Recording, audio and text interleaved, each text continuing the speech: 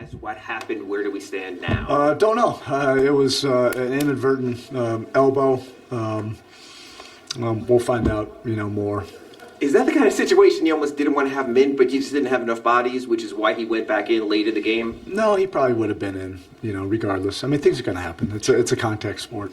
The offensive rebounding, especially in the first half, was that messaging, or was these guys just finally deciding it was something they had to do? We've been making more efforts with this. It's been an emphasis all year, but guys are doing a better job of making the efforts, this last 3 weeks or so.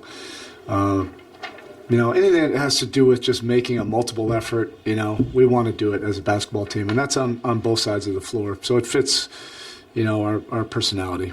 Pella, the foul trouble resurfaced, but it seemed the difference is once he went back in, even with those 2 fouls, he was his same aggressive self and sort of provided that boost. How inspiring was it to go out in the first 2 minutes but still come back full force? Yeah, it shows that he's able to stay engaged on the sideline and not be, taken out of any kind of rhythm. He's not really a rhythm player, so it's more effort, energy, and making the intangible plays. The first foul he got was that really wasn't a foul, so it was a cheap foul, and it was unfortunate he had to come out, but he's mentally stable enough to be able to handle that, and then came baback in and made a big impact. Nico up and down, today up, something he did different or something you saw? No, I don't think we need to over-exaggerate, the process. This is what a lot of players go through, and he just has to stay the course.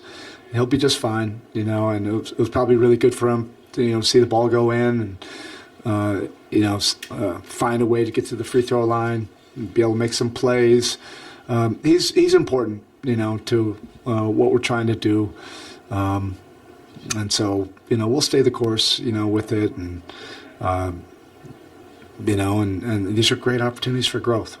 It seems after tough ones, Bam is often the leader to sort of bring it back together, and what he did with his double-double and the way he did it tonight. Yeah. Just your thoughts on that. Yeah, he did it.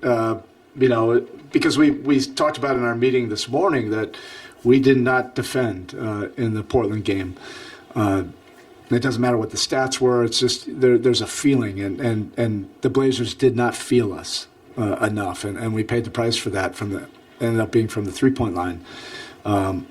And then tonight we wanted to make sure that we came out with more force, and Bam set the tone for that. It was on the offensive glass. It was defensively calling out schemes, rebounding the defensive glass, and then knocking down shots.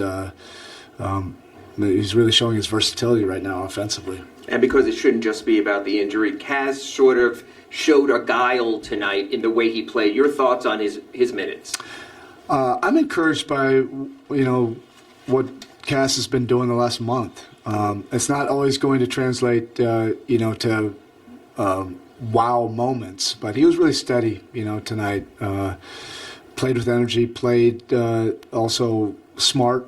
He got in the paint and made some plays. And then he's a really good mover without the ball, so he was a recipient of a couple threes.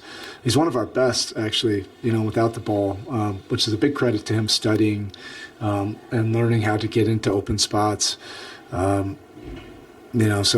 it was good to see him play extended minutes tonight, and hopefully he'll be fine. 26 offensive rebounds is a staggering number. I mean, no Miami Heat team has done that since 1994. So Well, I'm just wondering, you look at that number, do you say something to your team about that? What goes behind it and after it? Well, we want to make the efforts, to go to the glass. And like I said, on either side of the floor, anything that has to do with making a multiple effort. You could stand and watch, you can stand and get back, kind of shuffle back, or you can make an effort. We've been shooting more threes, so those are good opportunities to crash on the glass. But it's all of it, the drives, the cutting without the ball. Sometimes that puts you in position.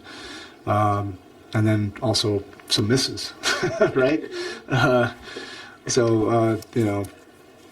also what we're trying to, cover our ground regardless of what happens on the shot. Do you have a philosophy on your perimeter guys, whether or not you want them to crash or go? I'm fine with them going. Yeah, well, we want them making efforts. I'd rather them do that than stand and watch. Okay, thank you.